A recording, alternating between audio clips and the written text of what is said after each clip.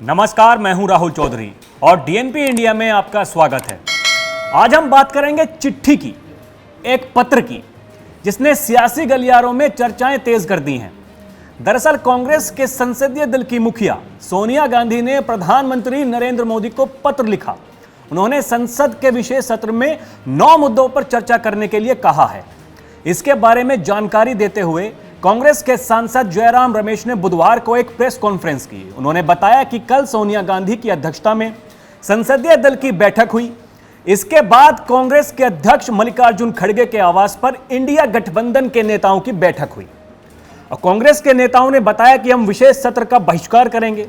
ये हमारे लिए जनता के मुद्दे रखने का मौका है और हर पार्टी अलग अलग मुद्दों को सामने रखने की पूरी कोशिश करेगी। पीएम मोदी को लिखी चिट्ठी में सोनिया गांधी ने लिखा है कि हम निश्चित तौर पर सत्र में भाग लेना तो चाहते हैं। उम्मीद है कि चर्चा और बहस के लिए हमें समय दिया जाएगा।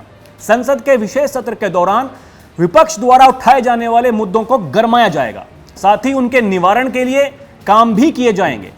अब जानते हैं कि सोनिया गांधी की इस चिट्ठी में कौन कौन से मुद्दे हैं।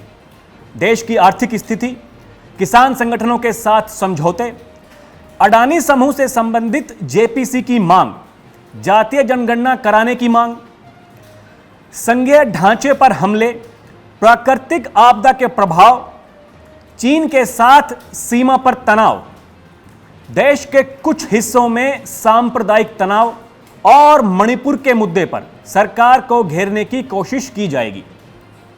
कांग्रेस के नेता जयराम रमेश ने बताया कि श्रीमती सोनिया गांधी जी ने पीएम मोदी को पत्र लिखकर कहा है, यह सत्र बिना किसी वजह के मनमाने ढंग से बुलाया गया है। विशेष सत्र से पहले पार्टियों से बात कर एक कार्यसूची तैयार की जाती है, लेकिन इसकी जानकारी हमारे पास नहीं है। विशेष सत्र में 5 दिन सरकारी बिजनेस की बात लिखी गई है, जो नामुमकिन है। हमने ठाना है कि जो मुद्दे हम पिछली बार नहीं उठा पाए थे, इस बार उठाएंगे। यानी इतना तय है कि विपक्षी पार्टियों ने सत्ता पक्ष को घेरने की तैयारी कर ली है। केंद्र सरकार ने 18 से 22 सितंबर तक विशेष सत्र बुलाया है। अब जानकार बता रहे हैं कि सरकार एक देश एक चुनाव और देश का नाम इंडिया से भारत बदलने पर संसद में बिल ला सकती है। अब क्योंकि ये दोनों ही बड़े मुद्दे हैं और अगर ऐसा हो गया तो निश्चित तौर पर विपक्ष को इससे बड़ा नुकसान होने वाला है और इसी चीज का विपक्ष को खतरा है। एक तो विपक्ष के गठबंधन का नाम इंडिया है, दूसरी ओर अगर देश में एक साथ चुनाव होते हैं तो विपक्षी पार्टियां राष्ट्रीय चुनाव में ध्यान लगाएंगी या फिर राज्यों को बचाने के बारे में सोचेंगी। अब क्योंकि विधानसभा चुनावों में लोकल मुद्दों पर जोर दिया जाता है, इसलिए लोकल पार्टियां यानी क्षेत्रीय पार्टियां ज्यादा मजबूत होती हैं। अब क्योंकि विपक्षी गठबंधन में केवल 3 राष्ट्रीय पार्टी हैं, कांग्रेस, आम आदमी पार्टी और कम्युनिस्ट पार्टी ऑफ इंडिया, इनके अलावा सभी क्षेत्रीय पार्टी हैं।